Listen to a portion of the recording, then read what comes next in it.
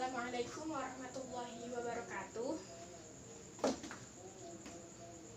Ya anak-anak, sebelum belajar, mangga sampah-sampah yang ada di sekitar kalian, yang kalian lihat, dibuang dulu keluar di tong sampah ya.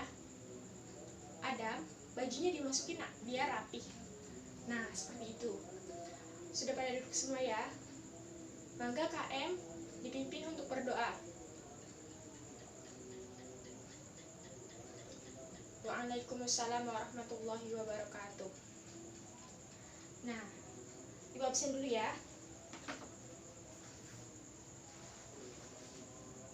Adam, Alfia, Lutfi, Vivi, Zaki, Sabila, ya hadir semua, alhamdulillah.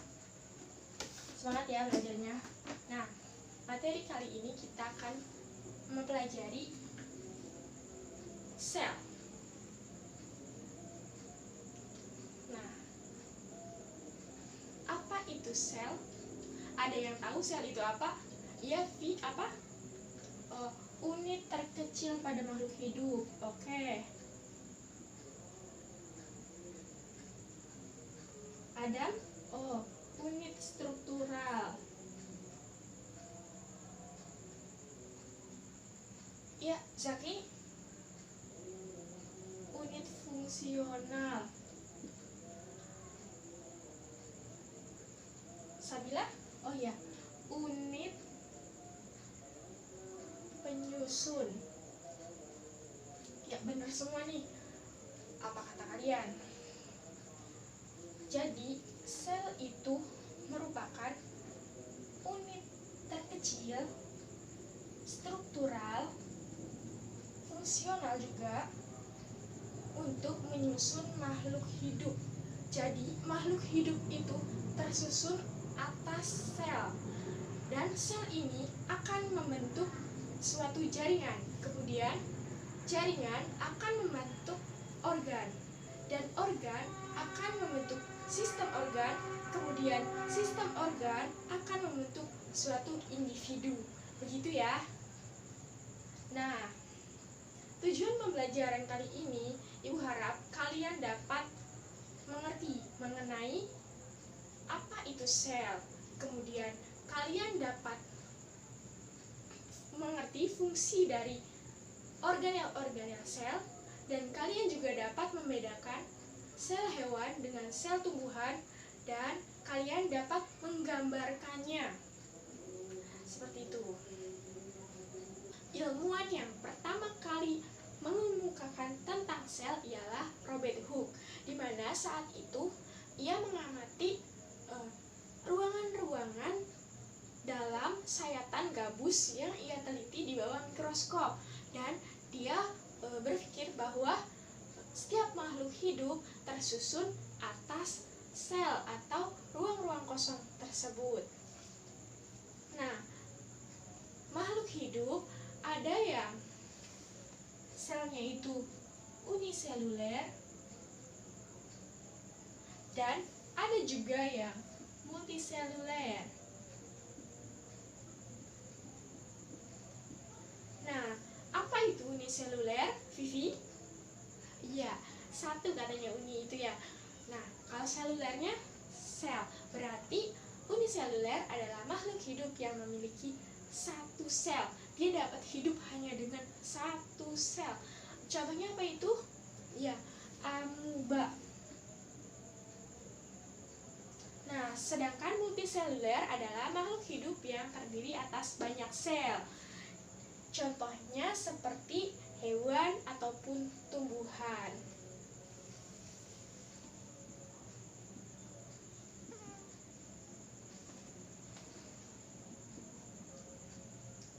Nah, hewan atau tumbuhan multiseluler ya, dia sel-selnya menyatu menjadi jaringan. Kemudian dari jaringan itu membentuk organ. Dari organ membentuk sistem organ, dan dari sistem organ terbentuklah individu. Nah, sel juga ada dua, yaitu prokariotik dan eukariotik. Nah, prokariotik adalah makhluk hidup yang selnya tidak memiliki membran inti sel. Contohnya seperti bakteri, monera. Dan eukariotik adalah makhluk hidup yang kebalikannya dari prokariotik ya, yang memiliki membran inti sel. Contohnya seperti hewan, tumbuhan, protista, fungi atau jamur. Nah, kita akan membahas mengenai sel hewan dan sel tumbuhan saja pada materi ini ya. Nah, Ibu udah menggambar dua jenis sel nih. Ada sel hewan dan sel tumbuhan. Nah, menurut kalian yang mana sih sel hewan dan yang mana sel tumbuhan? Coba Adam, yang mana yang sel hewan? Yang mana yang sel tumbuhan? Oh, yang satu yang sel hewan. Dan yang dua berarti sel tumbuhan. Kenapa Adam bisa jawab begitu? Oh, iya karena yang ini ada kloroplas. Iya, pintar sekali. Iya, betul ya. Jadi di dalam kloroplas itu ada klorofil atau zat hijau daun, di mana hanya dimiliki oleh tumbuhan yang berfotosintesis ya. Dan Ibu akan ngasih tahu nih bagian-bagian dari sel ini. Yang pertama, ini ya sel tumbuhan. Ini sel hewan. Di sel tumbuhan ini ada dinding sel.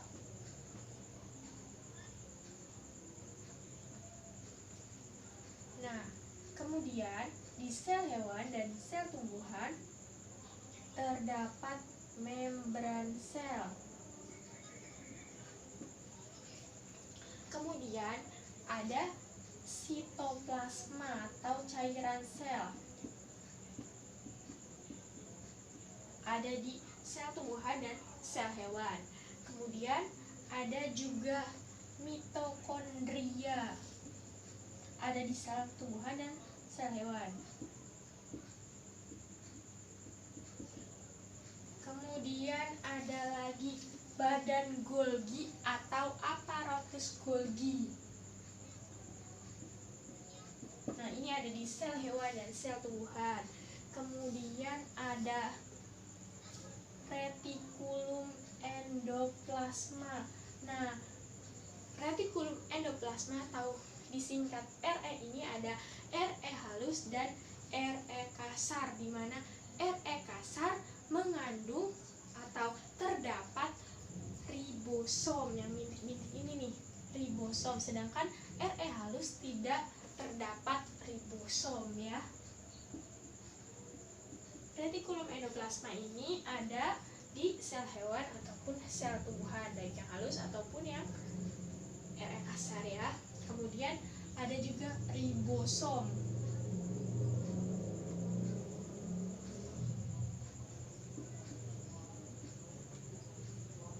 Kemudian ada vakuola. Nah, pada sel hewan vakuolanya kecil, sedangkan pada sel tumbuhan vakuolanya besar. Kemudian ada kloroplas. Kloroplas ini hanya ada pada sel tumbuhan. Kemudian ada apa lagi? Sentriol. Hanya ada pada sel sel hewan ya. Kemudian ada lisosom. Lisosom juga hanya ada pada sel hewan, tidak ada pada sel tumbuhan ya. Kemudian yang paling utama yaitu inti sel. Ada di sel hewan dan sel tumbuhan, di mana di tengah-tengah inti sel terdapat anak inti atau disebut nukleolus. Inti selnya kan nukleus, sedangkan anak intinya nukleolus ya. Oke, Ibu akan bagi kalian dua kelompok. Kelompok 1 membahas mengenai sel tumbuhan dan kelompok 2 akan membahas mengenai sel hewan. Silakan dibagi kelompoknya. Nanti kalian menerangkan mengenai sel tersebut dan fungsi dari setiap organel dari selnya ya. Tadi diskusinya seru sekali ya. Ibu akan tambahkan mengenai fungsi-fungsi bagian sel atau organel sel, di mana dinding sel pada sel tumbuhan, di sini ada dinding sel yang berfungsi untuk mempertahankan bentuk dari sel tumbuhan tersebut. Nah, seperti ini ya. Kemudian membran sel ada di sel tumbuhan dan sel hewan, berfungsi untuk menjaga bagian dalam sel agar